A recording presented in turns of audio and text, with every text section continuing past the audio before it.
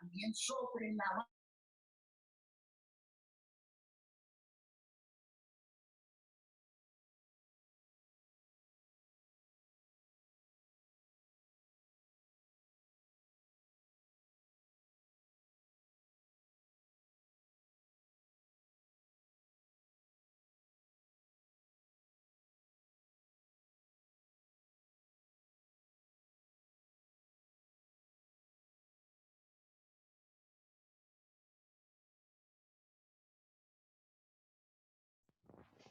Buenas noches, compañeros y profesor.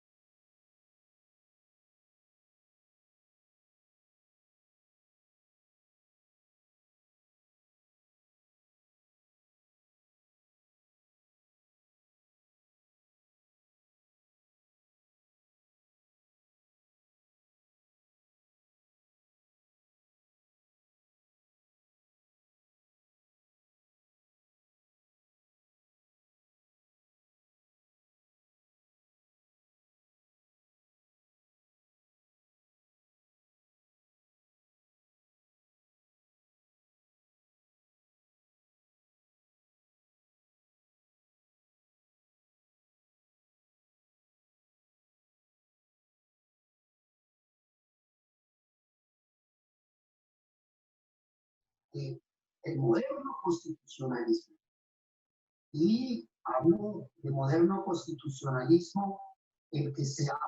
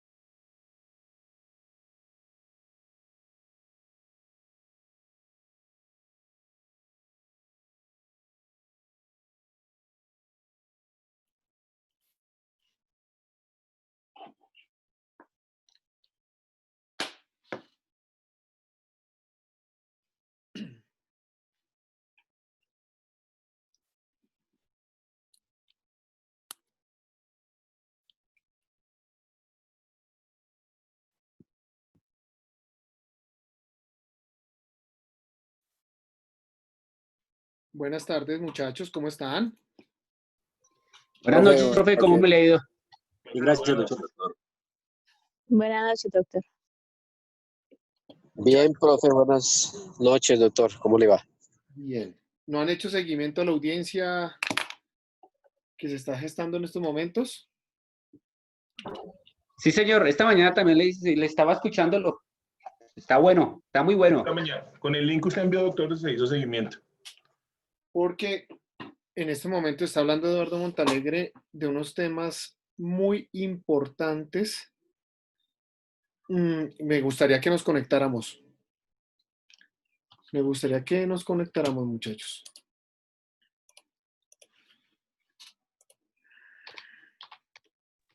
Listo, doctor. Bueno, doctor, gracias. Yo les voy a enviar ya el El link. enlace al grupo, pero sí, yo creo que me parece muy oportuno conectarnos porque de verdad lo que están hablando en estos momentos, viene esa intervención, todavía está bastante amplia y luego sigue Fernando Perdomo que también va a tener una muy buena intervención y creo que van a tocar muchos temas de lo que hemos hablado acá mis muchachos. Entonces, conectémonos, dejemos esta aula prendida y ahorita finalizando charlamos y miramos qué aprendemos, ¿les parece? Claro que sí, profe. Bueno, doctor, gracias. Listo, profe. Listo, muchachos. Entonces, Gracias, profe. vale, nos vemos ahí.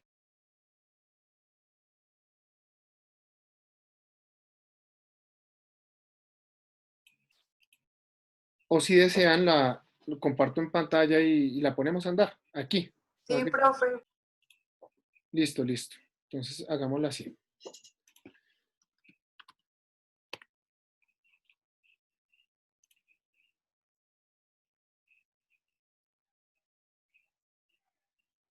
Espera, hablas inglés. Can you understand what I'm saying?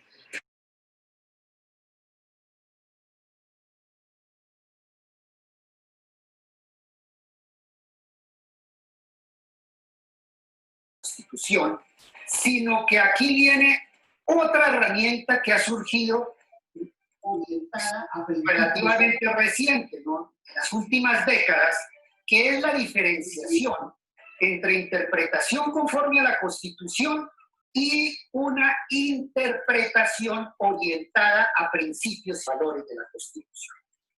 Entonces, lo que yo voy a hacer a continuación es aplicar no la teoría de la interpretación conforme, porque en estricto sentido no estamos frente a una misma disposición o un mismo enunciado lingüístico con diferentes contenidos normativos, sino que estamos frente a un problema de interpretación orientada a principios y valores de la Constitución. La doctrina moderna de algunas décadas para acá, ha hecho esa distinción. Entonces, ¿por qué razón? ¿Cómo ustedes que hablaron de principios y valores de la Constitución? Pues sí, hay que hacer una interpretación orientada a principios y valores. Pero resulta que esa interpretación orientada a principios y valores de la Constitución nos lleva a conclusiones totalmente diversas de que la tierra arrasada, a la cual se refirió el doctor Villalba.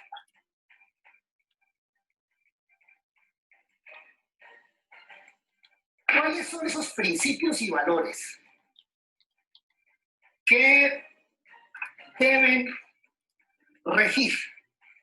¿Cuáles son esos principios y valores de la Constitución que entran en juego para resolver un caso difícil? No por la parte sustantiva, porque es absolutamente clara, hay evidencias suficientes, testimonios, indicios muy graves acerca de la responsabilidad de Álvaro Uribe. Voy a explicar. Perdón, su señoría, perdóneme que tenga que interrumpir, pero está claramente prohibido de parte de la representación de las víctimas o cualquier punto procesal hacer referencias de responsabilidad. No estamos en un juicio, en unos alegatos finales, y además está distrayendo la atención en su clara ejercicio de dialéctico que está ejecutando frente al cometido de la audiencia, señoría. Yo sé que debemos ser respetuosos, pero también todo tiene su límite.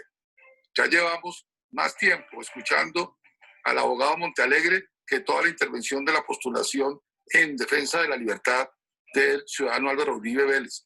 Y ahora venir a hacer alusiones de un supuesto juicio de responsabilidad es absolutamente impertinente, está prohibido, y yo le ruego el favor, su señoría, que ponga orden en ese sentido a la audiencia. Muchísimas gracias, doctor. Doctor Montealegre, en los términos en que considere continuar atendiendo la manifestación realizada por parte del doctor Jaime Granados sobre que en sus expresiones y en sus argumentos no se aluda a aspectos de responsabilidad, sino si quiere usted y desea hacerlo y lo considera absolutamente necesario y preciso para construir sus argumentos de oposición, lo haga en los términos de estándar de conocimiento y convicción que se hacen y se merecen para una audiencia preliminar en donde naturalmente no hay alguna decisión donde se hable de una responsabilidad penal y en un proceso en el cual naturalmente permanece la presunción de inocencia. Adelante, doctor Montealegre. Yo lo único que pido es condiciones de igualdad, porque al constitucionalista Gabriel Ramón Jaimes se le permitió entrar a hacer un análisis de fondo sobre la diligencia de indagatoria y a pedir la nulidad de la medida de seguridad. Y estamos en una audiencia de libertad donde lo que estamos debatiendo es precisamente si se reúnen o no los requisitos para que el señor Álvaro Uribe Vélez esté o no esté en libertad. Y uno de los elementos son los estándares probatorios. Yo no he dicho nada distinto a de que hay unos estándares probatorios que tuvo en cuenta la Corte Suprema. Yo no he dicho nada distinto. Señora juez, Adelante, por favor, continúe. estoy hablando de una probatoria y un estándar probatorio. Creo que y es un tema que voy a entrar en la discusión, porque ahora más adelante voy a demostrar cómo en materia de medidas de aseguramiento es más garantista la ley 600, que exige 2 indicios de responsabilidad, que el sistema de la ley 906. Luego estamos en un debate de comparación de sistemas y a mí me parece que no es absoluta, que no estoy desviándome absolutamente nada, estoy en el marco de mi argumentación, pero ya me parece inconcebible que tenga que pedirle permiso al señor Granados para ver cómo hago la argumentación. Doctor, por favor. Estándares probatorios. Permítame un segundo, doctor Montealegre, permítame un segundo, lo interrumpo y me excuso con usted, porque sé lo molesto que puede llegar a ser, naturalmente, que se presenten todo este tipo de embates en una argumentación que se pretende hilada y coherente como así ha sido hasta este punto, pero no nos desgastemos en esos aspectos, doctor. Ya le indiqué, le di unas pautas como directora de la audiencia, le sugiero de manera muy respetuosa que no se enfoque en esos aspectos que entiendo puede usted entender, de alguna manera se tratan de ataques, pero continúe, doctor. Estamos en una audiencia ya cercana a, bueno, no sé realmente cuántas horas, pero ha sido una audiencia realmente extensa. Yo sí les solicito, tal y como lo hice previamente a la instalación de la audiencia, que sin pretender de alguna manera coaccionar o coartar mejor el ejercicio de esa contradicción propia de este sistema adversarial y en el marco de estas audiencias preliminares donde máxime se debe predicar la protección en garantía de todas las partes y sus sujetos e intervinientes, que lo haga, doctor, también de una manera un poco más concreta para que podamos avanzar en este debate. Adelante, doctor. Pues yo lo que quiero decir es cuando los señores abogados y la fiscalía habló, yo no hice absolutamente ninguna interrupción. Y pues yo he tratado de ser lo más concreto posible. Sí, por argumentar, pero a mí no me pueden exigir cómo argumente, cómo debo argumentar, cómo debo, qué tanta extensión tiene que tener una argumentación. Yo todo lo que he dicho me parece a mí un poco incoherente, pero yo tengo que recortar mi respondiendo de manera formal como directora de esta audiencia, como juez constitucional. Creo que tengo una posición sumamente clara en protección y en garantía de los derechos de todas y cada una de las partes. Lo que yo realmente no puedo entender, doctor, es cómo se hace una interpelación, se toma una decisión por parte de la directora de la audiencia y usted insiste en continuar en una situación que no tiene sentido.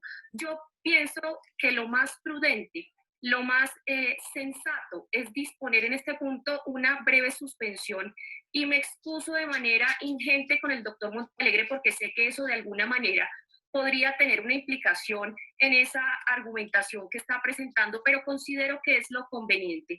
Igual veo que la absolutamente loable intervención del doctor Montealegre está sumamente dirigida, pautada en unos aspectos muy concretos y en ese orden pues creo que no tendrá inconveniente en superado un término de suspensión, retomar en el punto en el que hemos quedado hasta este punto con todas estas discusiones y estas situaciones particulares. Son las 6:22 de la tarde, se decreta un receso. Continuamos esta audiencia 7 de la noche. Muchas gracias. Son las 6 de la tarde, 23 minutos. Mucha atención. Sexta suspensión de la audiencia. Mientras tanto, renovamos la clase aquí nosotros. Perfecto. Muchachos, en realidad lo que se está presentando ahí, estamos viendo aspectos de gran importancia de cara a la formulación de imputación y aquí el problema macro es, ¿tiene cabida la formulación de imputación o no? Queridísimos doctores, resulta, pase y acontece que así como lo hemos observado en nuestra clase de ayer, resulta que hay unas formalidades al interior de la audiencia de formulación de imputación que se garantizan unos derechos, y si nosotros hacemos un análisis paralelo a lo que viene haciendo la diligencia de indagatoria, en la diligencia indagatoria en la ley 600 del 2000, mis queridísimos doctores, se realiza un interrogatorio en el cual se le empiezan a hacer preguntas dirigidas a determinar si existe probabilidad de responsabilidad o no. Cuando hacemos ese análisis, podemos decantar que allá se resuelve la situación jurídica de la persona y se emite la solicitud, o más bien se impone o no una medida de aseguramiento. Miren acá, en ley 906, como lo veníamos decantando, se surte la audiencia de formulación de imputación y se abre la puerta, mis queridísimos doctores, se abre la puerta para poder llegar a encontrar que existe o no la viabilidad de imposición de medida de aseguramiento, pero en una audiencia diferente.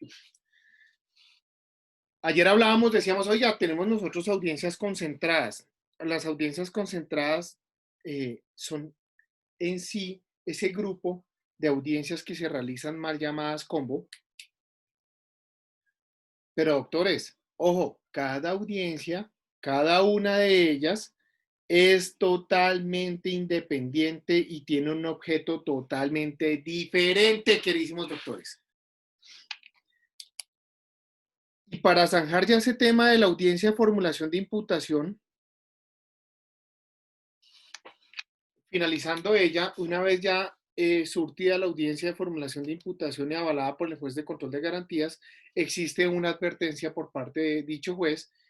Creo que es el artículo 97 del Código de Procedimiento Penal. Por favor, ¿alguien puede verificar si ese artículo es que se realiza una prohibición de enajenar bienes por el término de 6 meses? ¿Alguien me puede colaborar con ese artículo? Creo que es el 97. Miramos el asunto. Dime. Yo le puedo colaborar. Efectivamente, dice prohibición de enajenar. Artículo 97, prohibición de enajenar. Entonces, el imputado dentro del proceso penal no podrá enajenar bienes sujetos a registro durante los 6 meses siguientes a la formulación de la imputación, a no ser que antes se garantice la indemnización de perjuicios o haya pronunciamiento de fondo sobre su inocencia. ¿Continúo? ¿Así llega o no? No, señor, hay más. Dice, esta obligación deberá ser impuesta expresamente en la audiencia correspondiente. Cualquier negociación que se haga sobre los bienes sin autorización del juez será nula y así deberá decretar. Para los efectos del presente artículo, el juez comunicará la prohibición a la oficina de registro correspondiente. Lo anterior sin perjuicio de los negocios jurídicos realizados con anterioridad y que deban perfeccionarse en el transcurso del proceso y de los derechos de los terceros de buena fe, quienes podrán hacerlos valer personalmente o por intermedio de abogado dentro de una audiencia preliminar que deberá proponerse para este único fin, desde la formulación de la imputación hasta antes de iniciarse el juicio oral, con base en los motivos existentes al tiempo de su formulación. El juez que conozca del asunto resolverá de plano. Ese es, doctor. Muchísimas gracias. Miren, muchachos queridos, aquí pasa una situación muy particular. Ojo, tienen que imponerla. Es obligatorio imponerla dentro de la audiencia pertinente y es siendo ella la audiencia de formulación de imputación. ¿A qué voy? Que si al juez se le olvida, pues simple y llanamente ya no pueden llegar a decir, como se le imputó, está la obligación. No, porque como lo veníamos viendo, siempre tiene que existir esa comunicabilidad con la persona vinculada al proceso. Y es que eso es precisamente lo que nos va a decir o nos va a decantar las garantías procesales al interior del proceso. pero los que quieran tomar nota, resulta, mis queridísimos amigos, que en la actualidad pasa esta situación y muchos abogados no lo saben cómo realizar. Pasan los 6 meses y entonces todavía sigue la prohibición vinculada y en los bienes aparece la anotación. En el folio de matrícula de los inmuebles aparece la anotación y en los vehículos también. Entonces, los abogados van y hacen una petición a la fiscalía que desanote. No, la fiscalía no desanota. Va y le escribe entonces al juez que hizo la audiencia y el juez dice, no, yo no le hago eso. Entonces va y se pide una audiencia ante el juez de control de garantías, 154, literal, 9/8, y nominada, diciendo que con esa finalidad. No, doctores, ese no es el procedimiento que debe realizarse. El procedimiento es realizar un memorial invocando la siguiente sentencia que les voy a poner de presente.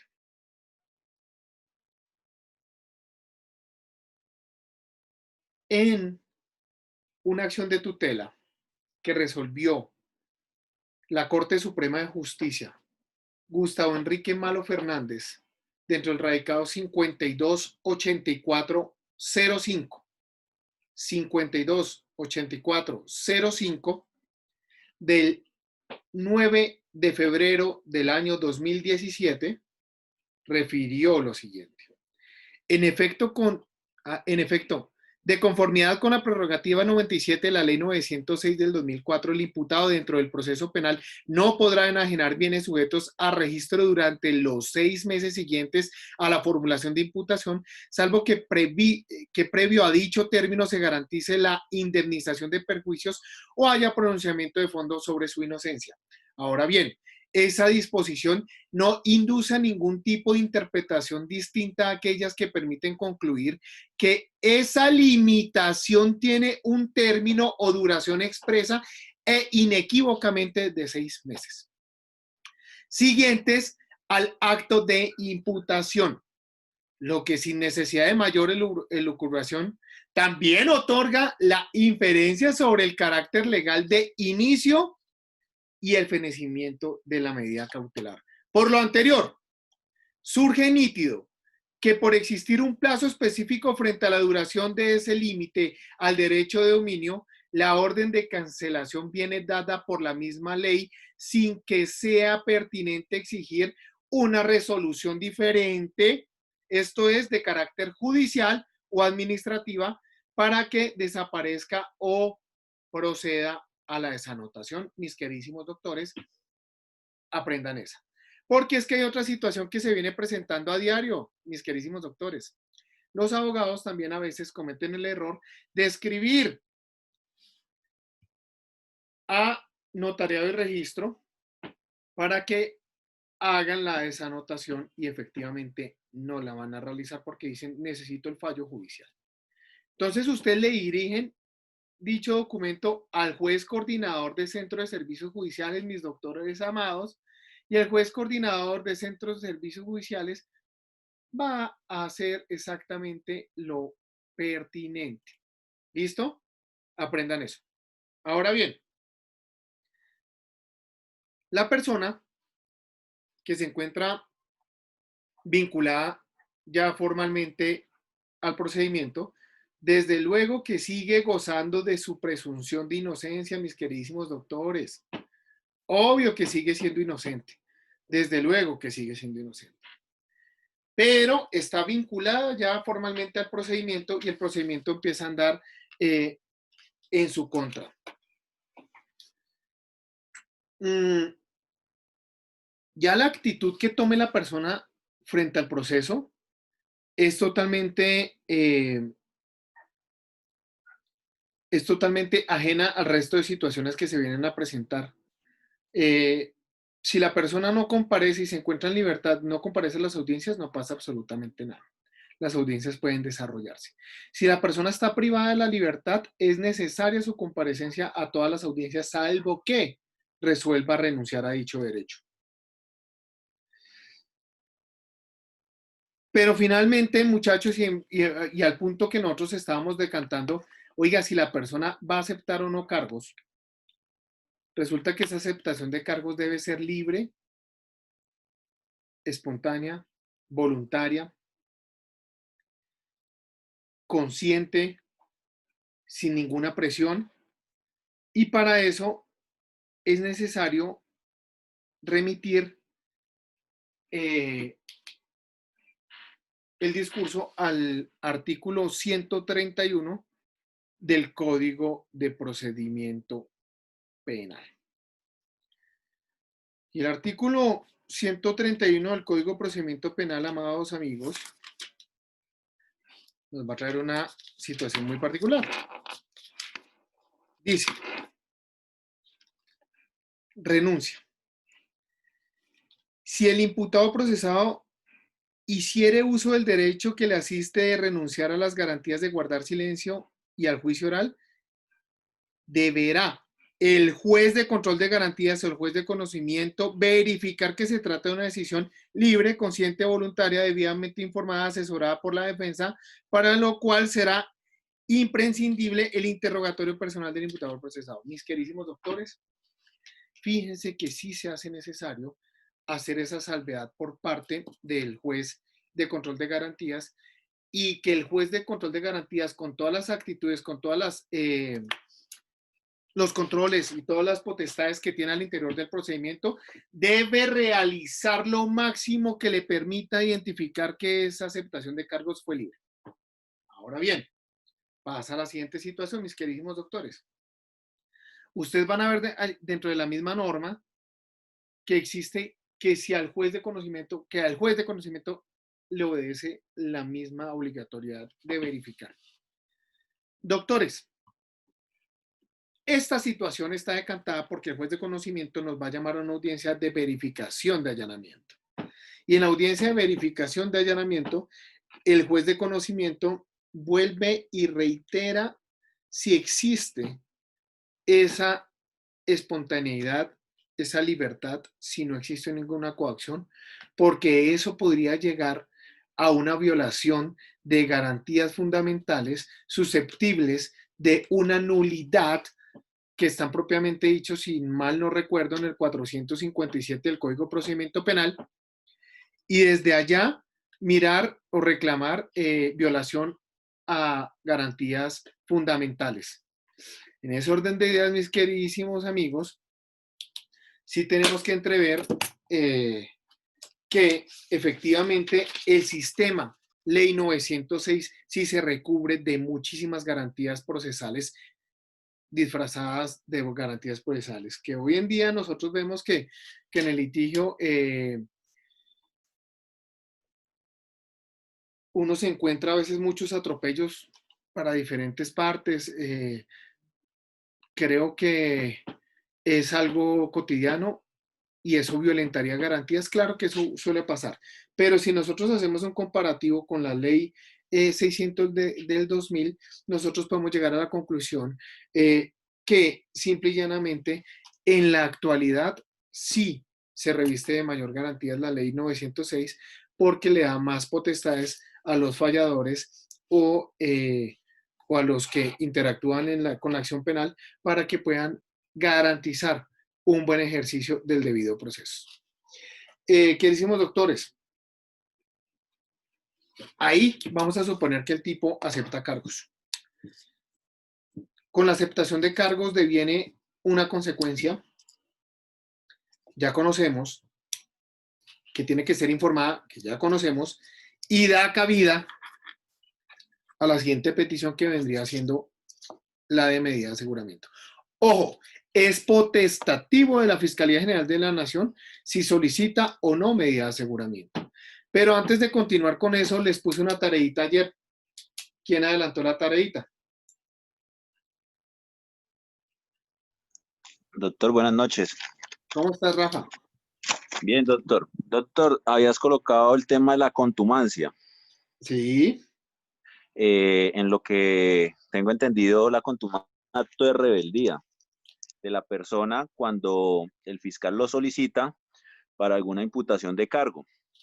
Entonces, el fiscal lo que hace es solicitarle al juez la contumacia para que a través de la policía conduzca al individuo que es solicitado. al indiciado. Bueno, ok, más o menos, sí, bien, perfecto. Levantaron la mano por acá. Javier. Sí, la contumacia está en el artículo 291 del Código de Procedimiento Penal. Sí. Y consiste en que cuando al indiciado se le ha notificado debidamente y él no asiste, entonces él no puede a su antojo determinar si la audiencia se hace o no se hace, y no teniendo representante, digamos, no teniendo defensa o haber nombrado un abogado, se le nombrará uno del Estado y se hará la audiencia pertinente. Y en el artículo 176 está lo de declaración de ausencia del imputado, 127, perdón. En el artículo 127, ausencia del imputado, y es que la fiscalía deberá, en ausencia del imputado, cuando él no ha aparecido por ningún lado, entonces primero se deberá identificar y segundo la fiscalía deberá generar todos los medios como la colocación de en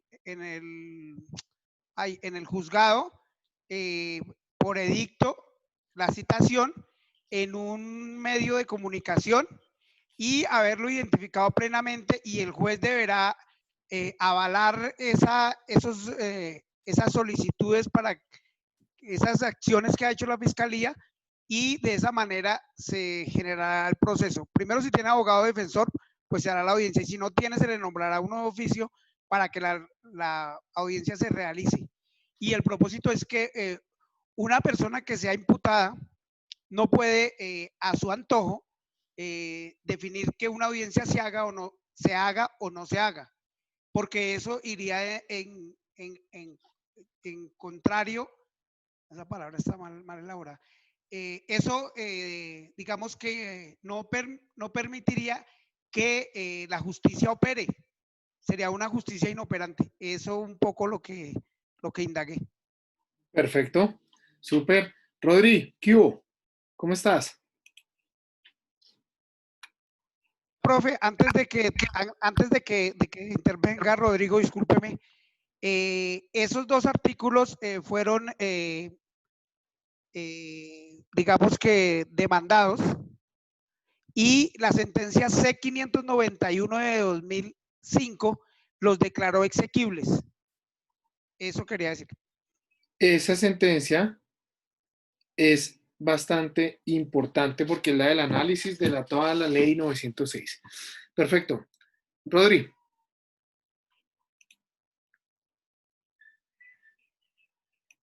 No te escucho. No lo escuchamos.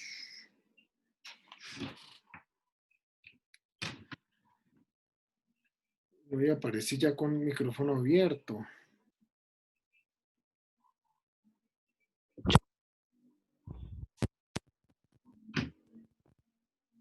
No.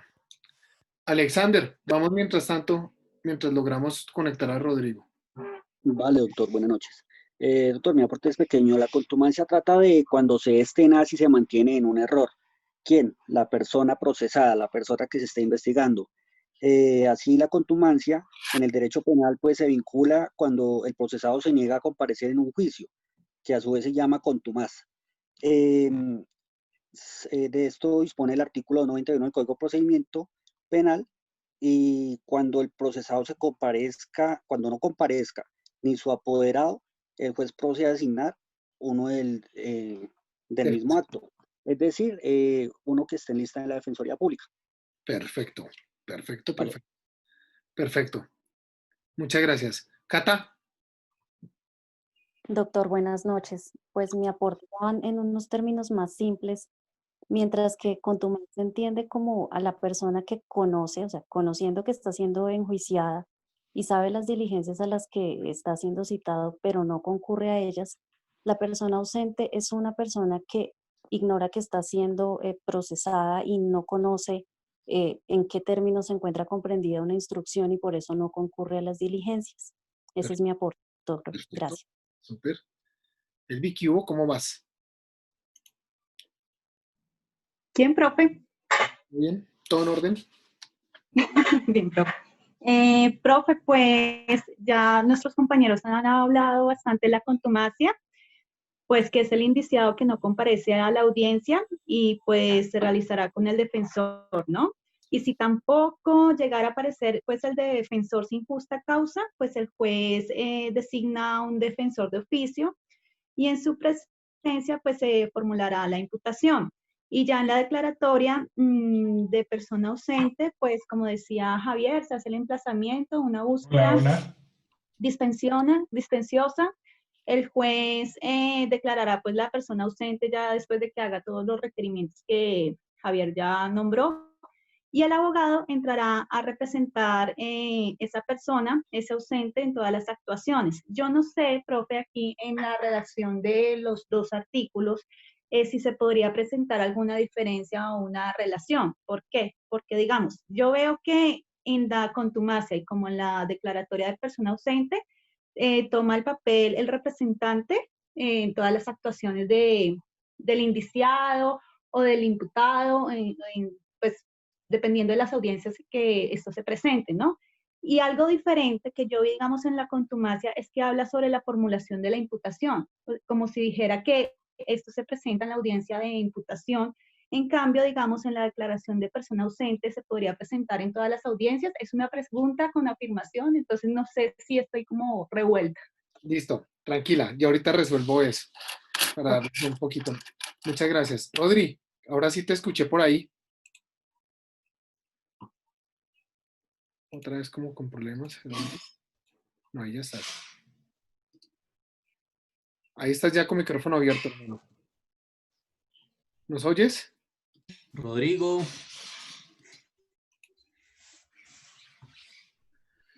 No, tiene inconvenientes. Va a tocar que salga y vuelva a empezar. ¿Ahí está?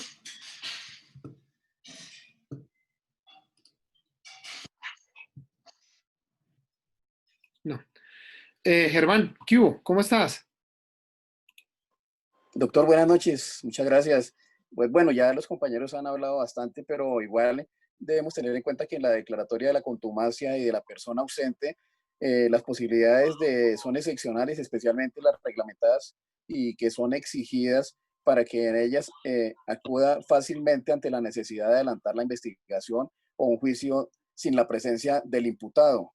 Ya como lo dijo el doctor Javier Acero, la Corte Constitucional en la sentencia C-591 declaró exequible artículo 127, ausencia del imputado, y 291, que es la contumacia del Código de Procedimiento Penal, Ley 906 de 2004, frente a los cargos por los cuales fueron demandados bajo el entendido que el Estado agote todos los mecanismos idóneos necesarios para informar a la persona sobre el inicio. Encontrarlos. Perfecto. Señor. Sí, sobre que tienen que encontrarlo como sea. Correcto, sobre el inicio del proceso penal en su contra, que exista una identificación plena o suficiente del imputado y que sea evidente su renuencia según el caso. En este caso, la Fiscalía debe demostrar que no fue posible localizar al indiciado para formularle la imputación o tomar alguna medida que lo afecte, siempre y cuando haya agotado todos los mecanismos de búsqueda y citaciones suficientes y razonables para obtener la comparecencia del procesado, con un estricto control de jueces, tanto lo del control de garantías como del control de conocimiento en su oportunidad, o si el imputado se revela a asistir al proceso, o si decide renunciar a su derecho o a encontrarse, presentar durante la audiencia la formulación de acusación con el fin de darle plena eficacia, no solo en el nuevo sistema penal procesal. Gracias, doctor. Muchas gracias. Perfecto. Finalmente, no sé si Rodri ya tiene otra vez audio.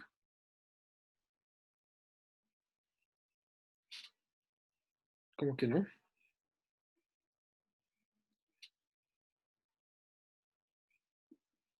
Bueno, perfecto. Listo. Queridísimos amigos, muy puntual el tema. La Fiscalía llega y radica su solicitud de audiencia de formulación de imputación. El tipo está ubicado. Acuérdense la perrada del abogado llegando, nos ponemos a disposición para asistir, entonces no le pueden pedir orden de captura. Listo. Y el tipo no va a la imputación. Toca demostrar que existen 3 maniobras. 3 para que pueda existir después la citación a contumacia. Pero ojo, si la persona no va porque estuvo en el médico hospitalizada y tiene la excusa médica, pues tienen que hacer la audiencia, tienen que aplazar la diligencia y no prospera la contumacia. Que el abogado estaba en otra audiencia y que, bueno, ¿a qué voy? Que si hay excusas fundadas, no operan esos términos para la contumacia. Son 3 dilaciones que no sean justificadas. Que las 3 no haya ido el tipo a presentarse y ya. Eso con el afán de no trabar el procedimiento y que el tipo espere a que prescriba la acción penal. Porque en ese orden de ideas estaríamos maniatados y así nadie se dejaría imputar. Ojo, ¿qué diferencia con la contumacia y la persona ausente? La persona ausente es que en realidad no se sabe exactamente dónde está. La contumacia sí se sabe. En la contumacia se sabe. Elvi. Eso era más o menos lo que estaba diciendo sobre la diferencia y la similitud dentro de la contumacia y la persona ausente, ¿no? Que la diferencia es que, digamos, la contumacia habla sobre la formulación de la imputación, es decir, que ya se pasaron ciertas audiencias preliminares, por ejemplo, y ya, digamos, en la declaración de persona ausente, ya se pasa, digamos, ya en esa es porque realmente desde el principio no se encontró esa persona. Entonces, en esa está la diferencia. En cambio, en la otra sí hay una formulación de imputación. Y pues la similitud, pues que el abogado obviamente empieza a equipararse ahí en todos los actos a la espalda. Perfecto, pero quiero hacerles esta claridad. En las 2 puede prosperar para el tema de ser vinculados mediante formulación de imputación. Si la persona fue ya vinculada con anterioridad y no volvió a comparecer, simplemente el procedimiento sigue. Y se declara persona ausente, no volvió, listo, vamos para adelante, no hay ningún problema. Pero si necesitamos ubicarlo para imputarle y nunca se ha podido dar con su paradero, simplemente se le solicita al juez de control de garantías el reconocimiento como declaratoria de persona ausente y listo, continúa. No como contumaz, porque en el contumaz es cuando ya se verifica, la persona mostró su primer interés de acercarse al procedimiento y por X o Y motivo, pues no ha comparecido o simplemente no ha querido de manera dolosa comparecer. Listo, en ese escenario nosotros tenemos que ver que continúa el procedimiento en los 2 escenarios, pero con la salvedad que sí debe existir labores de verificación del paradero de las personas, en los 2 casos. Primero de ellos, demostrar que efectivamente el tipo está ubicable, que tiene un arraigo, muchas veces fue a la fiscalía o le citaron un interrogatorio y fue al interrogatorio, o designó un abogado, el abogado llegó al proceso, se ha tenido noticias de él, perfecto. Pero en el otro absolutamente nada de noticias, no comparece y no comparece y simplemente no comparece. ¿Qué sucede con el premio de allanarse a los cargos? Pues simple y llanamente no va a operar en esas etapas hasta que aparezca y ya teniendo las etapas, ustedes van a mirar a lo largo del procedimiento, nos vamos a dar cuenta cómo el descuento punitivo o descuento o el premio cada vez es más pequeño. Entonces se pierden algunas potestades, algunos derechos y demás para ejercer defensa, para premios que a la justicia, los pierden los que no comparecen. Y desde esa perspectiva después no pueden llegar a alegarlos. Las etapas en el procedimiento penal son preclusivas, mis doctores. Si nosotros ya vamos en la audiencia de imputación, no podemos en la audiencia de imputación alegar algo de la audiencia de medida de legalización de captura, por ejemplo. No lo podríamos alegar. Son preclusivas. Que cambia la defensa y viene un escenario y la defensa va a demostrar un menoscabo de derechos por violación de garantías. Claro que eso procede, pero vía, ojo muy bien con esto, tengan cuidado, pero vía nulidad, mis queridísimos doctores. Y es un tanto difícil de prosperar. Pues bien, doctores.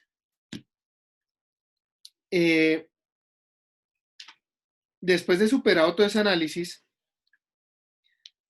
después de llegar a encontrar que efectivamente, listo, se realizó la audiencia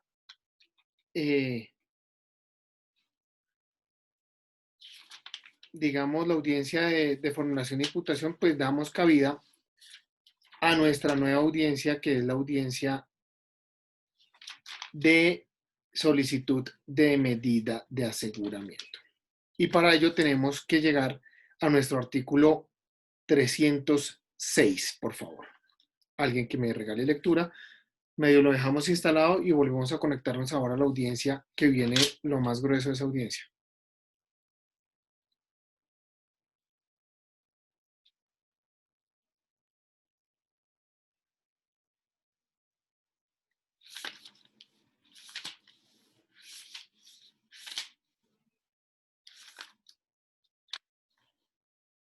Muchachos, ¿me ayudan, por favor?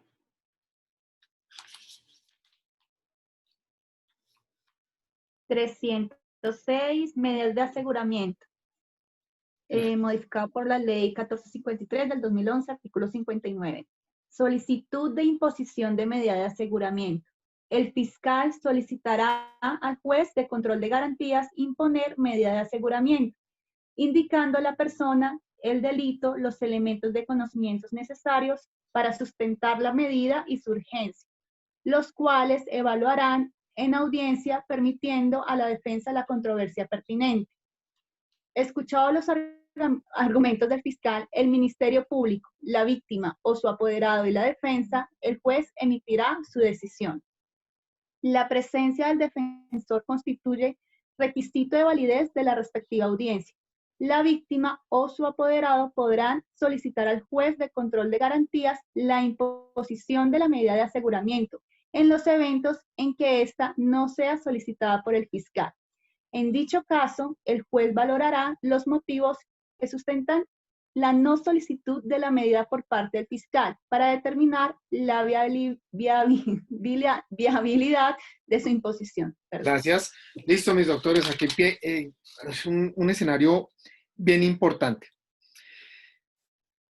Aquí sí ya tienen gran cabida los elementos materiales probatorios y sí tiene que existir un descubrimiento de elementos materiales probatorios, doctores. Acá sí. Acá ya es donde la defensa propiamente llega y la fiscalía le hace un traslado a la defensa y la defensa también puede llegar a presentar sus elementos. Doctores, aquí hay una situación muy particular. Fíjense, la víctima puede solicitar la imposición de una medida de aseguramiento. Y les voy a enseñar cómo lo puede hacer. Resulta, para que no les vaya a pasar nunca,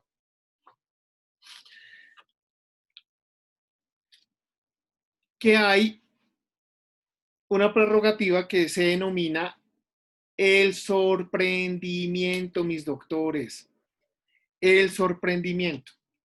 Quiere decir el sorprendimiento que nunca se debe sorprender a los demás sujetos procesales. Si nosotros entramos en ese análisis de poder decantar que no se debe sorprender a ningún sujeto procesal, tenemos que llegar a analizar lo siguiente. Cuando la Fiscalía General de la Nación radica la solicitud de audiencia de formulación de imputación, resulta que la Fiscalía General de la Nación, si quieren, bueno, después les comparto. La Fiscalía General de la Nación solo solicitó la formulación de imputación y llega el representante de víctimas. Ya surtida la audiencia, señoría, este representante de víctimas quiere solicitarle a usted la imposición de una medida de aseguramiento. Pues ustedes claramente se están dando cuenta que ahí están sorprendiendo claramente, están sorprendiendo a la defensa. Entonces, mis doctores queridos, ¿qué es lo que ustedes tienen que hacer? Si la Fiscalía General de la Nación radica su solicitud de audiencia de formulación de imputación sin medida de aseguramiento, ustedes llenan el formatico con el mismo número de noticia criminal y van a poner solicitud de audiencia de medida de aseguramiento dentro de ese mismo radicado con los sujetos procesales para que los notifiquen y presentan un memorial diciendo me adhiero a la solicitud que emite la Fiscalía General de la Nación. Por eso, con la facultad del artículo 306, solicito se notifiquen los sujetos procesales para realizar la audiencia de medida de aseguramiento. Y ya con eso se realiza desde el Centro de Servicios Judiciales las notificaciones, porque eso de las notificaciones es muy importante. No sé si alguien trabaja con derecho civil de los que están presentes. ¿Alguien trabaja con el derecho civil o alguna otra rama, el derecho administrativo, por ejemplo? ¿Ninguno? Civil, doctor. Sí, señor. Administrativo. ¿Listo? Ustedes saben muy bien que en el derecho civil a ustedes les toca ir a la baranda todo el tiempo a preguntar cómo el estado del proceso, ¿cierto? Que pueden consultar por la página de la rama judicial en algunos despachos, ¿cierto? Sí, profe. Perfecto. En derecho penal también pueden consultar, pero no es su obligación, doctores. No es su obligación. En el derecho penal, nada más y nada menos que tiene y existe un principio, que es el principio de publicidad. Y en el principio de publicidad, nada más y nada menos, mis amados amigos, la obligación sí recae en la administración de justicia para citar a los sujetos procesales. De ahí que cuando nosotros vamos a los escenarios de libertades por vencimiento de términos, pues toca verificar si fue notificado, porque el abogado no se presentó a 2 audiencias. Pero lo primero que tenemos que ver, el abogado dice, a mí no me notificaron. Ojo, les notifican al correo, están revisando todo el tiempo no deseados, o notifican también físico. Si no tiene ninguna de esas, ¿qué les sugiero? La trampita. Si se van a ir a una libertad por vencimiento de términos, váyanse ustedes al Centro de Servicios Judiciales y pidan en el Centro de Servicios Judiciales que le emitan la bitácora de las notificaciones que se han surtido al interior del proceso. Y con eso ustedes pueden decantar si efectivamente fueron o no notificados. En escenarios aparece, por ejemplo, que se envía la notificación vía correo electrónico a otra dirección de correo electrónico. Y eso se entiende por no notificado. Ojo con esto. Pero sí les digo algo, mis queridísimos doctores. De cara al derecho disciplinario, resulta que los magistrados se inventaron que nosotros tenemos que ir a los juzgados a mirar para cuándo tenemos las audiencias. Algo que es totalmente contradictorio del mismo mandamiento legal, pero en la práctica se está realizando, entonces hay que tener cuidado con esas situaciones. A veces los jueces compulsan copias porque ustedes no comparecen, pero es algo subsanable. Muchachos, creo que ya comenzó. ¿Otra vez la diligencia o no? ¿Alguien puede verificarme eso? Sí, ya inició. Ya inició, doctor. ¿En dónde estamos? En la misma semana, pero no me aparece. Aquí me aparece hablando este señor otra vez. Venga, reviso acá. ¿Dónde revisaron?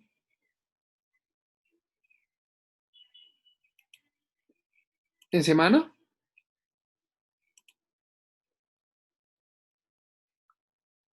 Muchachos.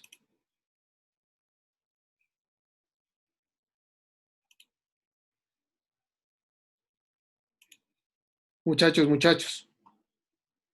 ¿En semana? Adelina mandó como un link. En asuntos legales. ¿Me escucha, Doc? Es imposible Hola. negar o ocultar la Voy a- situación Hola, hola. económica actual. Listo, te La escucho, verdad es que Rodríguez. cada vez es En más asuntos legales. En la página de asuntos legales. Ahí en el chat del Zoom, profe, te pasé el link.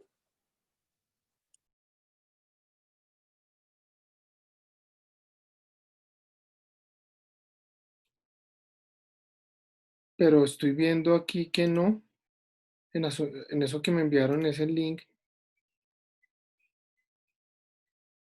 No, está callado. Jaime Granados, quien hace una exposición. No. Ya verifico.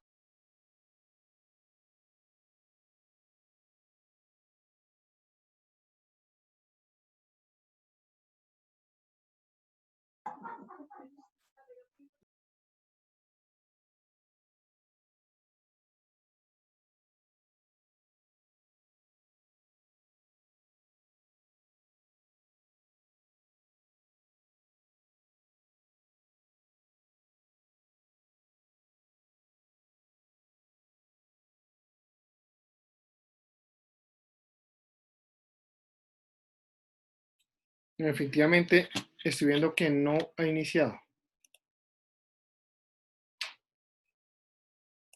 Estoy viendo las grabaciones anteriores.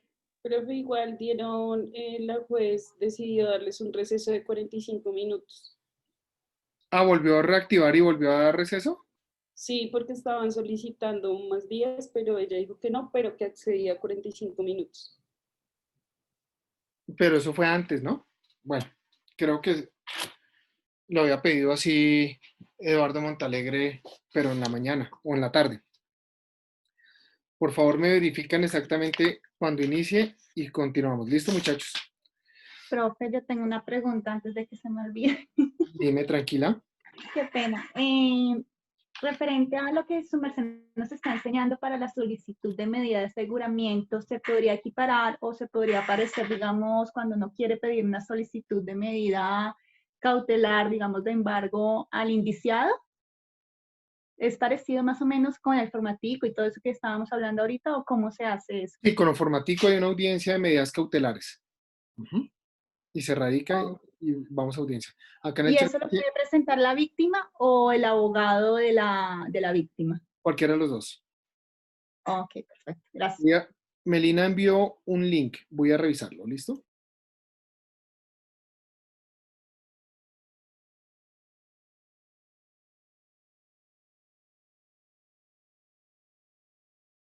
Ese sí es. El tema, la herramienta de la interpretación conforme.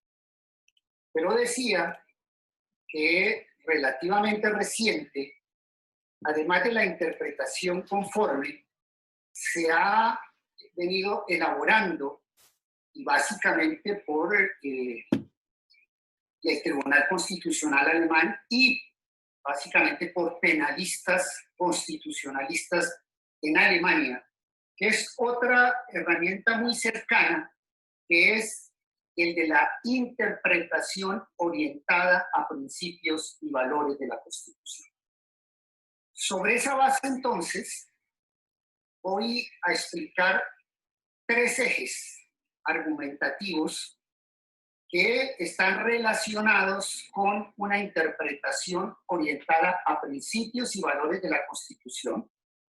Y lo que pretendo demostrar y argumentar es que con base en estos 3 ejes que están fundamentados en principios y valores de la Constitución, tiene que negarse la libertad del señor Álvaro Uribe Pérez. Hay entonces 3 ejes constitucionales muy importantes en esta orientación que voy a explicar. El primero, el principio constitucional de proporcionalidad. El segundo, cuál ha sido el alcance y el entendimiento que ha dado la Corte Constitucional al concepto de seguridad jurídica, que es uno de los elementos en que nosotros nos apoyamos para oponernos a la libertad de Álvaro Uribe. Y la tercera herramienta es un criterio de interpretación muy importante que ha venido desarrollando en los últimos años la Corte Constitucional, que es el llamado principio de instrumentalidad de las normas. Comienzo entonces con el tema del principio constitucional de proporcionalidad. ¿Cuál es la relevancia, en este caso, de acudir al principio constitucional de proporcionalidad?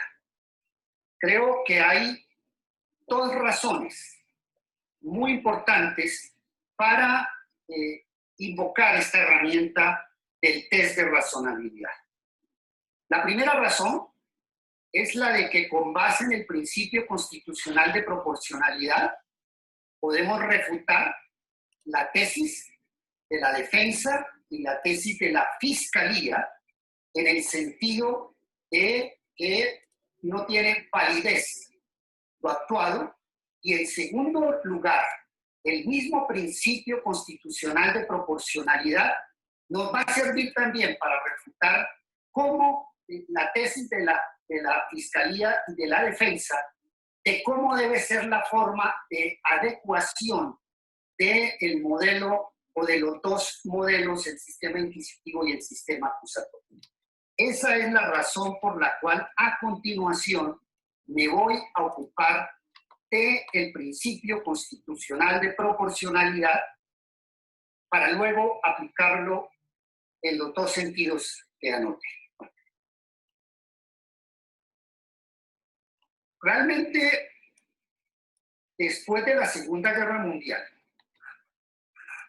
y básicamente con los desarrollos que se producen en Alemania, con la Constitución de Bonn de 1949, viene un gran desarrollo de lo que se ha denominado el principio constitucional de proporcionalidad.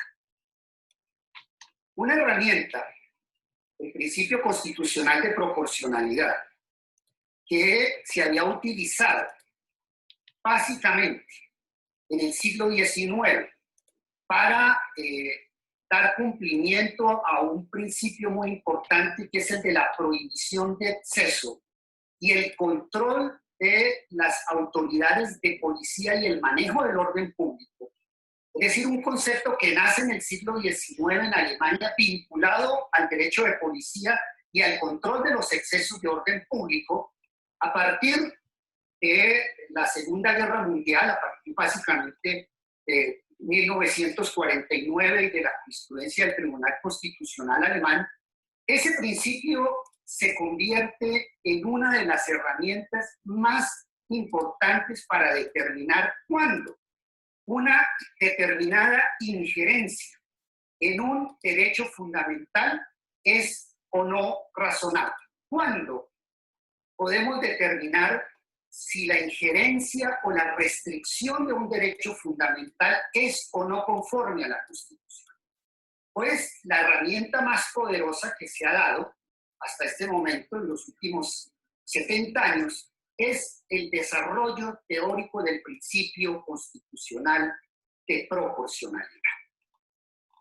Cuando se habla de principio constitucional de proporcionalidad, básicamente estamos hablando, como lo ha afirmado reiteradamente la doctrina del constitucionalismo, especialmente el constitucionalismo alemán.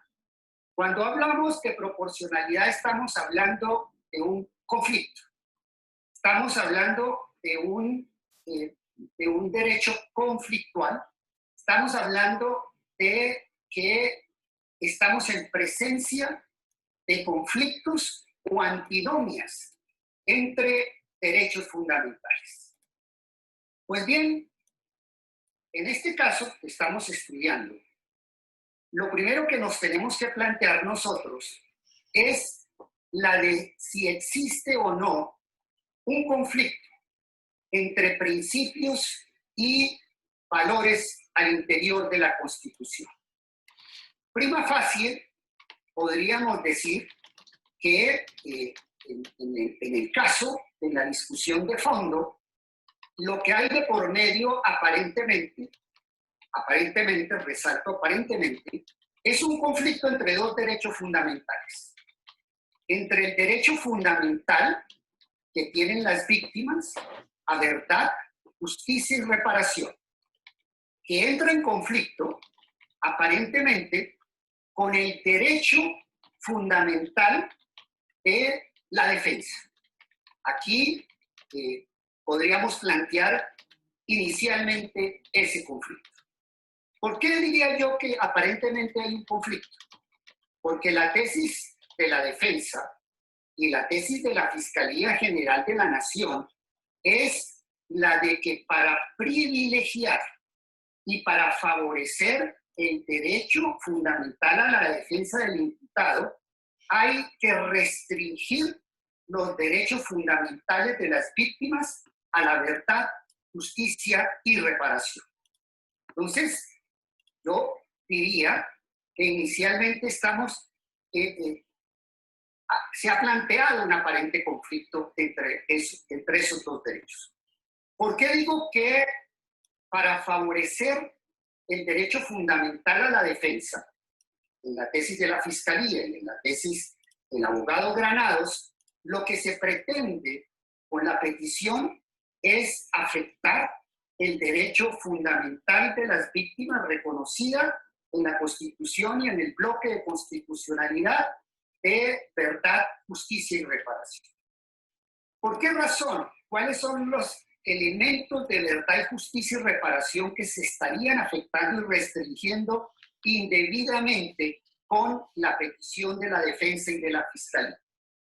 La petición de la Fiscalía y de la defensa, como lo expliqué en el anterior apartado, realmente a lo que conduce es a una petición de nulidad, de ineficacia disfrazada de petición de libertad.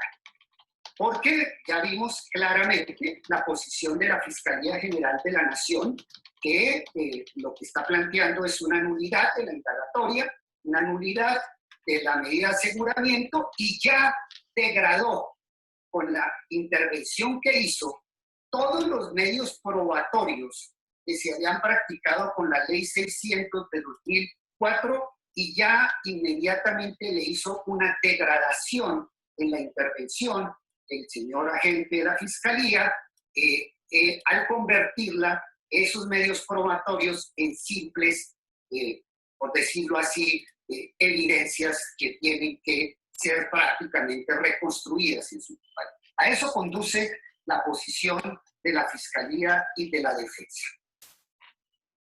¿Qué se debe hacer cuando existe un conflicto entre derechos fundamentales? Cuando existe un conflicto entre derechos fundamentales, una antinomia entre derechos fundamentales, cuando se quiere establecer si la restricción de un derecho fundamental es o no legítima, debemos acudir al principio constitucional de proporcionalidad.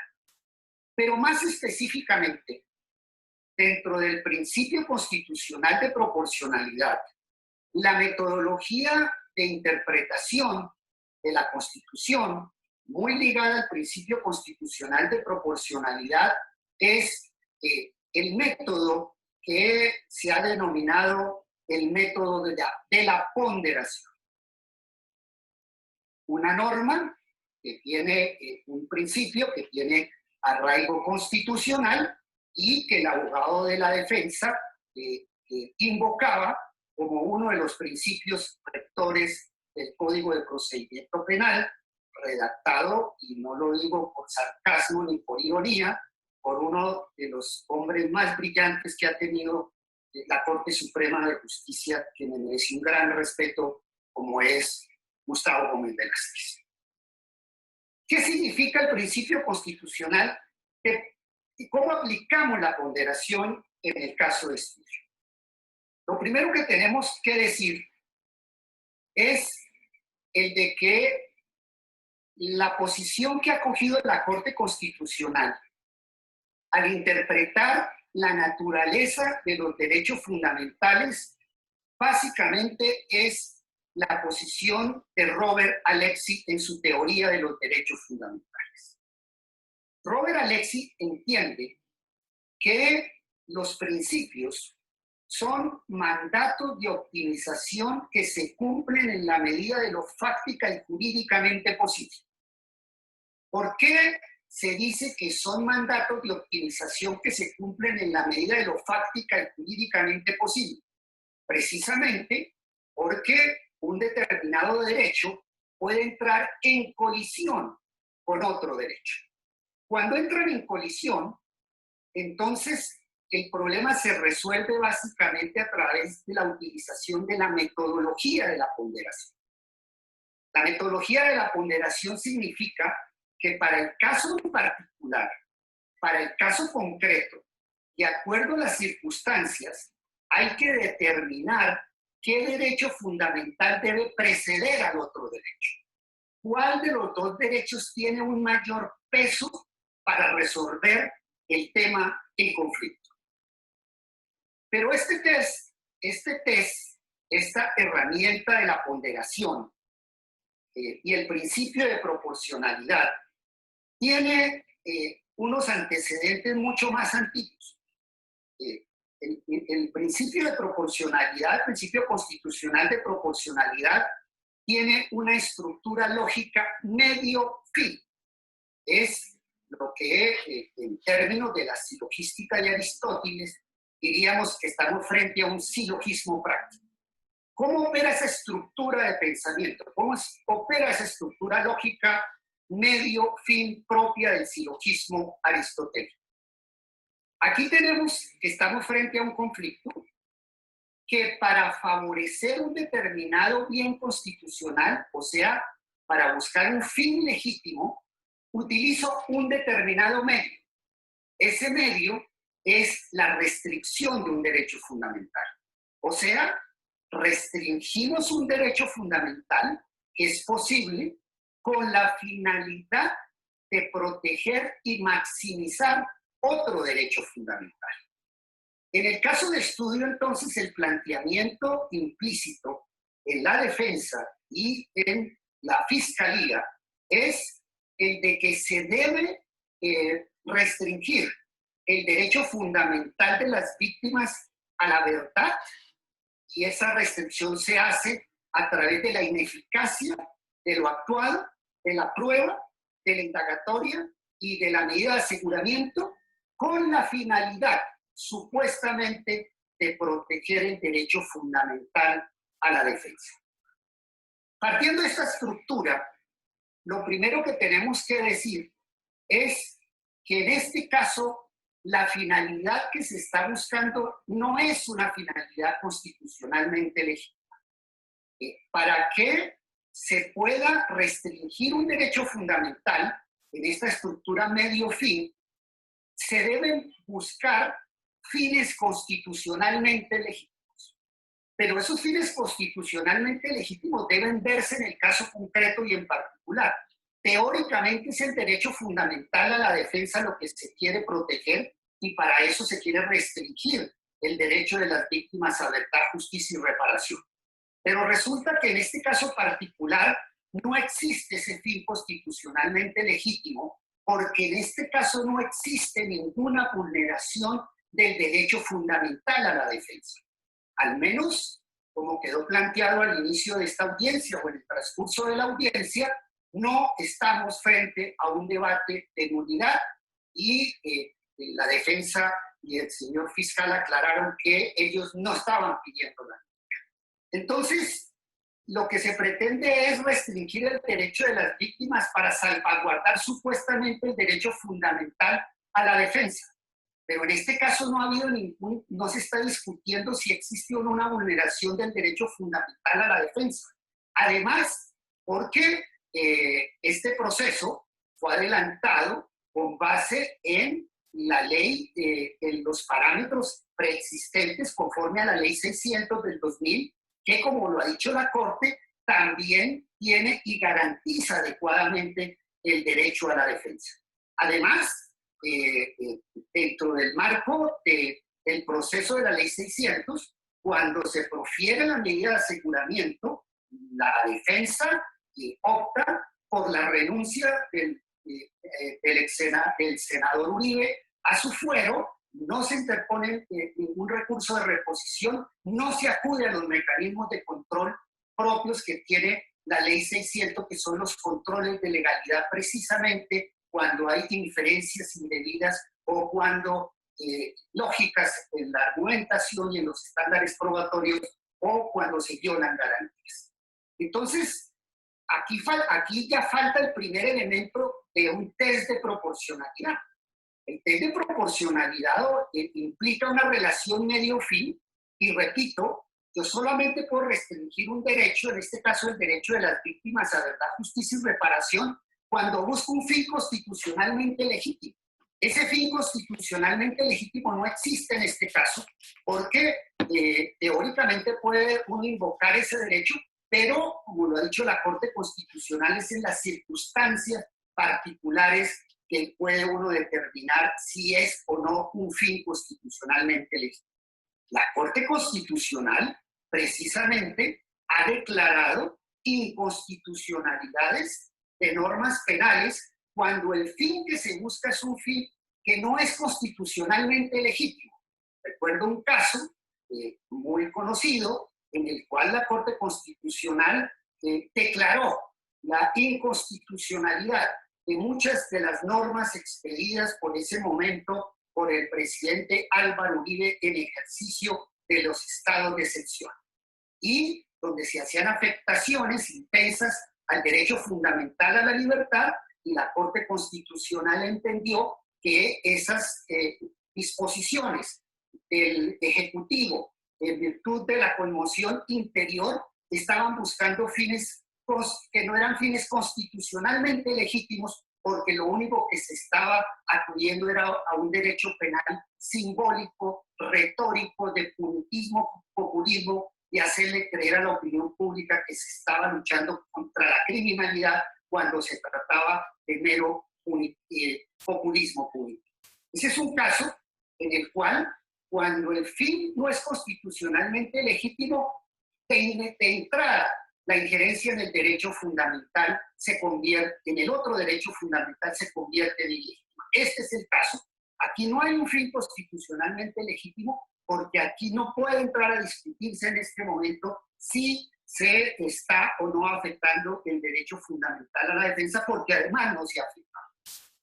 En segundo lugar, lo importante del test de razonabilidad es que este test de razonabilidad implica una relación de medio-fin. Lo primero que hay que estudiar es si el fin en sí mismo es constitucionalmente legítimo y si el medio en sí mismo es constitucionalmente legítimo. Si el fin es constitucionalmente legítimo y el medio también, el juicio de proporcionalidad precisamente depende de la correlación, en el caso particular, entre el medio y el fin. Creo que en este caso no hay un fin constitucionalmente legítimo, por las razones expuestas. Pero planteándolo sobre la base teórica de que sí se busca un fin constitucionalmente legítimo, que es el de proteger el derecho fundamental a la defensa. Ahí, para determinar entonces y resolver el conflicto, tenemos que hacer una correlación entre el medio y el fin. El fin es proteger el derecho de defensa, el medio a que se acude es la restricción de los derechos fundamentales de las víctimas, y hay que determinar si el medio que se utiliza para la consecución del fin es adecuado, si el medio además es necesario y si existe o no una proporcionalidad en sentido estricto. Adecuación del medio significa que el medio es idóneo para la consecución del fin. No voy a entrar en la discusión de si existe o no adecuación, porque me voy a centrar fundamentalmente en los dos subprincipios de necesidad y de proporcionalidad en sentido estricto, para a partir de ellos demostrar cómo la interpretación que está haciendo la Fiscalía y la defensa contraría en forma abierta el principio constitucional de proporcionalidad. ¿Qué significa hablar de que el medio tiene que ser necesario. Cuando hablamos de la necesidad de la restricción, tenemos que determinar si para la consecución del fin existen o no otras alternativas menos lesivas y de igual idoneidad para la consecución del fin. Es decir, cuando hablamos de necesidad tenemos que mirar si hay otras alternativas menos lesivas del derecho fundamental y de igual idoneidad para la consecución del fin.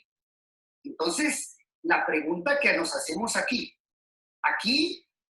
la restricción del derecho fundamental de las víctimas consiste en una restricción muy fuerte, una restricción severa, intensa del derecho fundamental a la verdad, porque se quiere dejar sin validez, se quiere dejar sin eficacia la prueba y actos procesales producidos legalmente, como son la indagatoria y la medida de aseguramiento.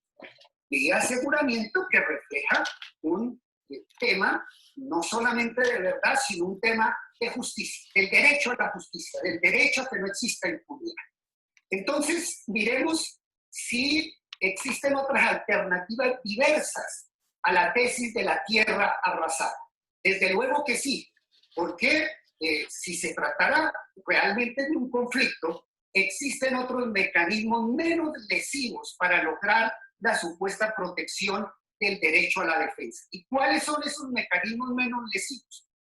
A los cuales tiene que acudir el juez al momento de hacer el empalme entre los dos modelos. En primer lugar, de que el menos lesivo es el de que no tiene que dejar intacta las actuaciones realizadas, porque declarar su ineficacia, como lo demostraré a continuación, implica además una desproporción en la afectación del derecho fundamental. Y esos otros medios alternativos también consisten en que tienen que buscarse criterios de razonabilidad, como lo ha dicho la Corte Suprema de Justicia, para resolver los cambios entre los sistemas que permitan unas adecuaciones plausibles, razonables, no de tierra arrasada entre los dos sistemas. El otro elemento que se violaría en este caso es el subprincipio de proporcionalidad en sentido estricto. ¿En qué consiste el principio de proporcionalidad en sentido estricto? Aquí, una de las teorías más fundamentadas en el constitucionalismo moderno es la teoría de la ponderación de Robert Alexy.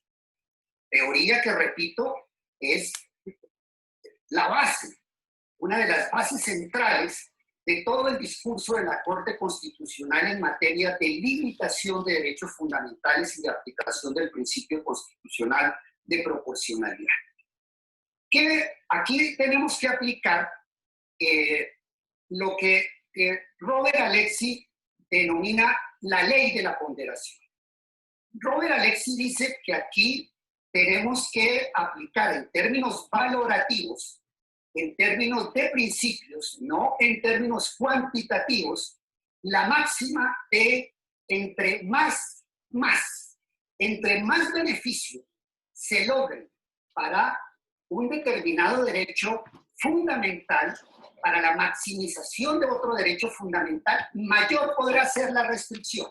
Entre más beneficios existan para el derecho a la defensa, mayor podrá ser la restricción del derecho fundamental a la verdad, justicia y reparación que tienen las víctimas. Ese es el principio central. Pero para poder, pues existe un discurso que no voy a repetir acá, de todo el modelo de Robert Alexy, pero para concretarme en el tema, como me lo han pedido, yo creo que lo más importante para determinar cuándo estamos o cómo resolvemos el tema de la proporcionalidad en sentido estricto, cómo sabemos si la injerencia en un derecho es o no razonable, si es o no desproporcionada, para favorecer otro derecho es la clasificación que ha hecho Robert Alexy en materia de injerencias en derechos fundamentales. Una interpretación que la Corte Suprema, la Corte Constitucional también ha tenido ha sido una herramienta muy importante en materia de ponderación y aplicada al proceso penal, pero no quiero entrar en esas disquisiciones. ¿En qué consiste la clasificación de Robert Alexy? Robert Alexy sostiene que tenemos que partir de 3 grados de intensidad y afectación en los derechos fundamentales. Hay injerencias leves, medias e intensas. Entonces es a partir de esta clasificación de injerencias leves, medias o intensas cómo podemos tener un instrumento muy importante para resolver conflictos entre derechos fundamentales, supuestamente, como en este caso. Creo que la mejor forma de explicar este tema de injerencias leves, medias e intensas en los derechos fundamentales nos lo da un caso muy citado por la doctrina colombiana y fallado precisamente por la Corte Constitucional en un tema de tutela. Doy el ejemplo, porque este ejemplo nos permitirá luego entender por qué en este caso habría una afectación desproporcionada a los derechos fundamentales de las víctimas si se acoge la teoría de la defensa y la teoría de la Fiscalía General de la Nación. Se trató de un caso en el cual un niño que tuvo que ser trasladado a un hospital por una enfermedad muy delicada, pero el niño, el núcleo familiar del menor, pertenecía a una familia que dentro de su respetabilísima cosmovisión del mundo, de su libertad religiosa, estaban prohibidas las transfusiones de sangre. Entonces los padres se negaron a que se hiciera la transfusión. Mire que aquí queda muy claramente presentado el tema de la ponderación y el tema de la proporcionalidad. De un lado hay 2 derechos fundamentales en conflicto. El derecho fundamental al libre desarrollo de la personalidad y sobre todo la libertad religiosa que tienen los padres, que entra en conflicto con el derecho fundamental a la vida del menor. Sí, ¿por qué se ha dicho que los mandatos, los derechos fundamentales tienen la naturaleza de principios y que son mandatos de optimización que se cumplen en la medida de lo fáctica y jurídicamente posible? Si vamos al ámbito de protección del derecho fundamental a la libertad religiosa y al libre desarrollo de la personalidad, estaría dentro de, si lo llevamos hasta sus últimas consecuencias, todo su ámbito de protección estaría dentro de ese ámbito de protección de ese derecho fundamental que el negarse a la transfusión. Pero ¿qué sucede? Que ese derecho entra en conflicto con el derecho fundamental a la vida de los niños.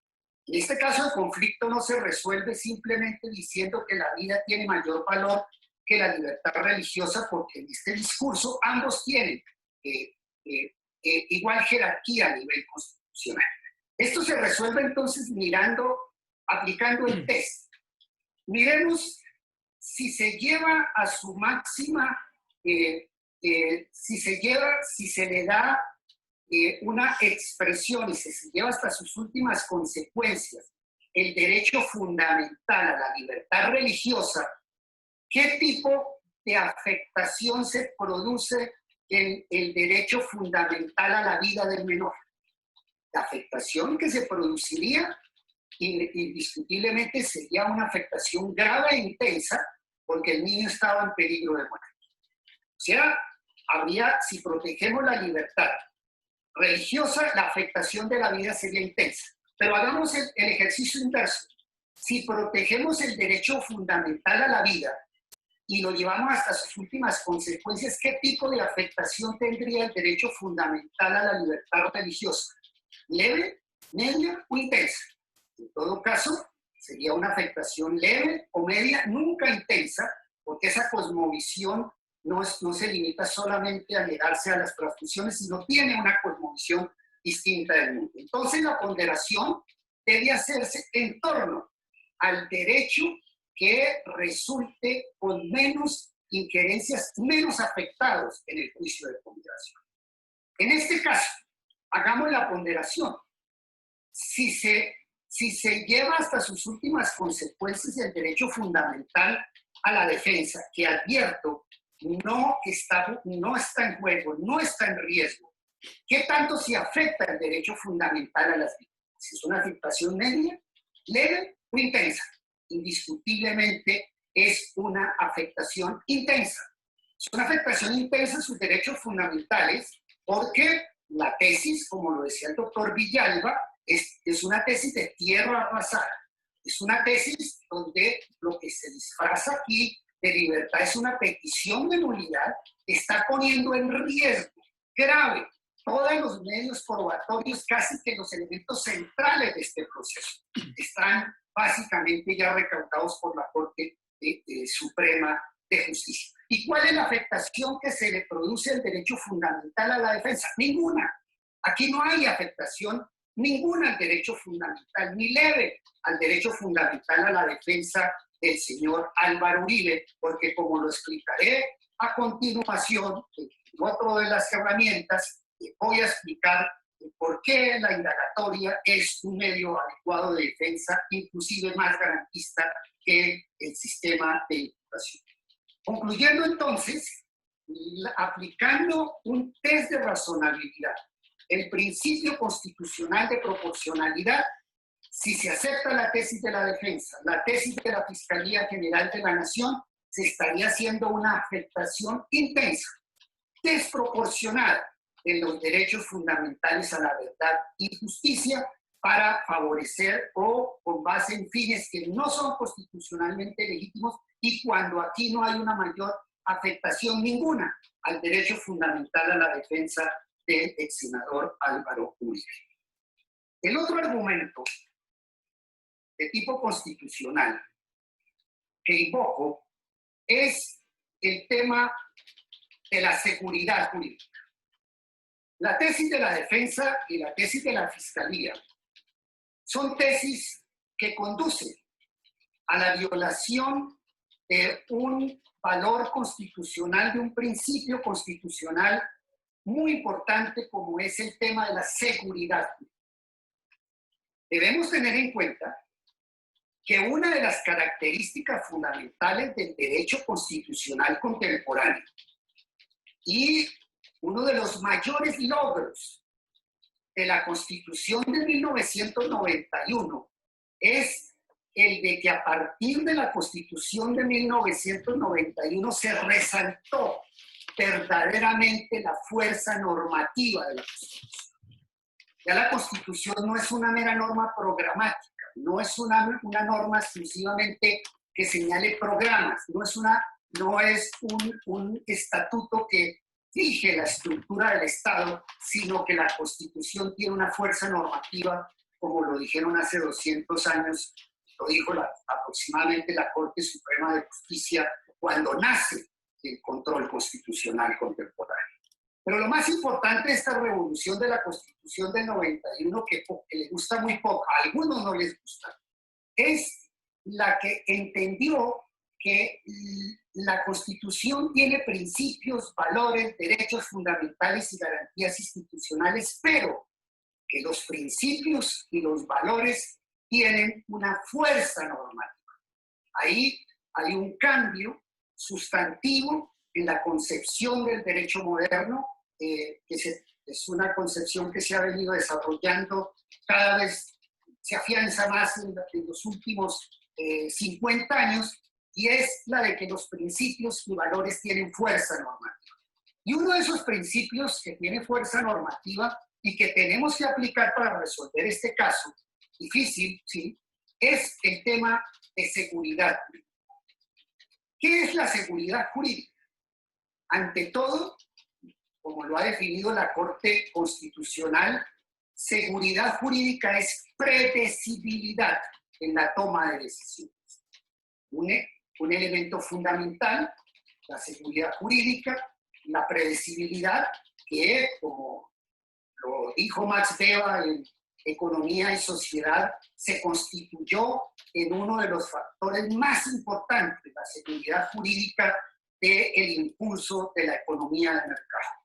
Y hace la referencia a por qué sociedades asiáticas que no trabajaban con un concepto de seguridad jurídica, cómo había eso impactado mucho su desarrollo económico. Pero ¿qué dice la Corte?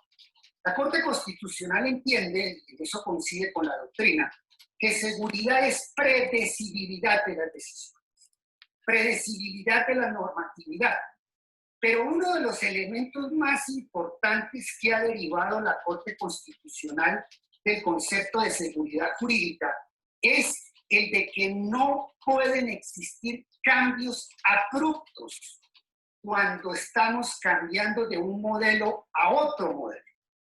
Si bien este tema de seguridad jurídica lo ha dicho la Corte en muchos otros temas diferentes al proceso penal, diferentes al derecho penal, lo claro es que el núcleo central de esa interpretación y el alcance de ese principio normativo es predecibilidad y, ante todo, que viola la seguridad jurídica los cambios abruptos entre modelos.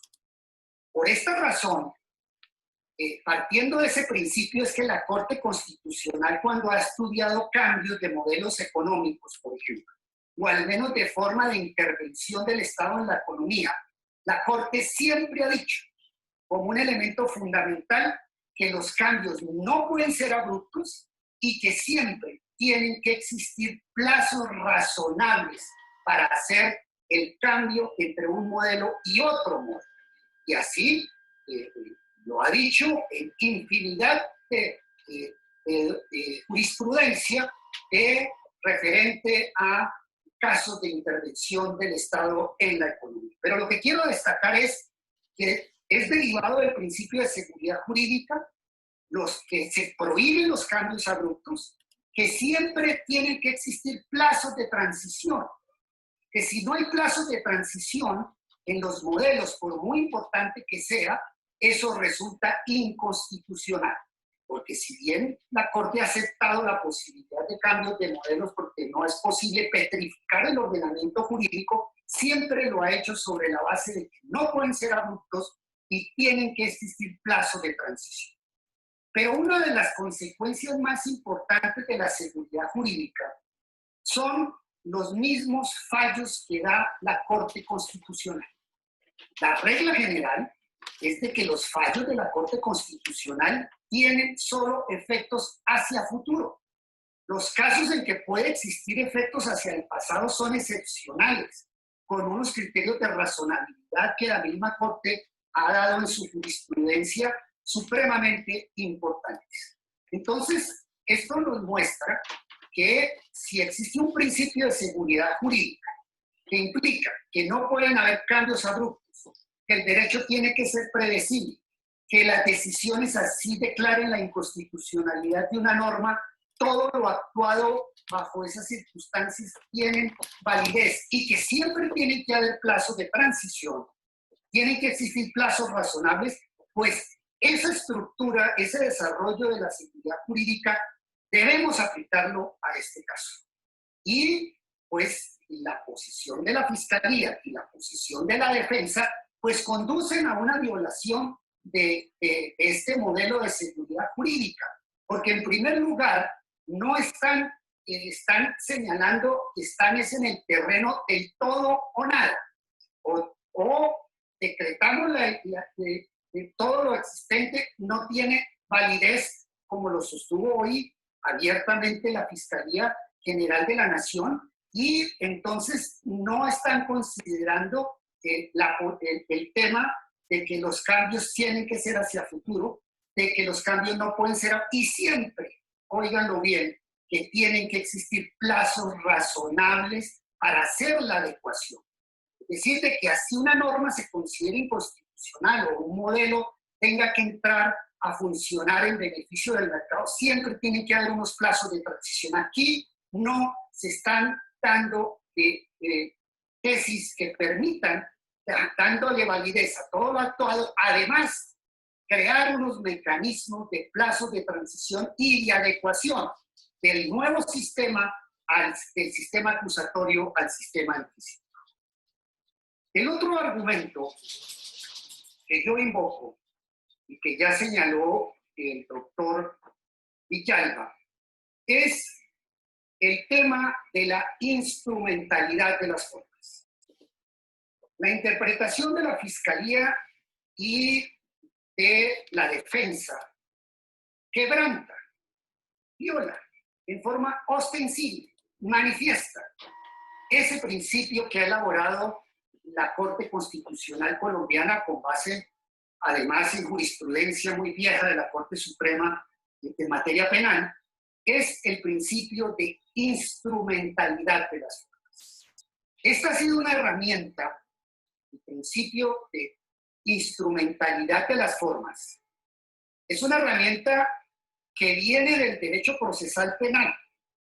El principio de instrumentalidad de las formas surge hace muchas décadas en una brillantísima decisión de la Sala Penal de la Corte Suprema de Justicia que consagró el principio de instrumentalidad de las formas como uno de los criterios para determinar cuándo un acto es o no es válido.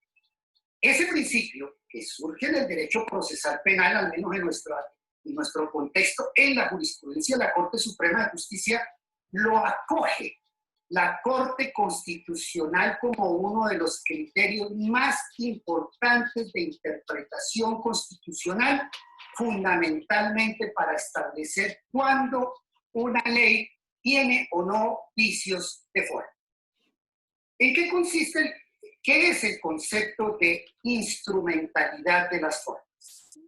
La instrumentalidad de las formas parte del punto de vista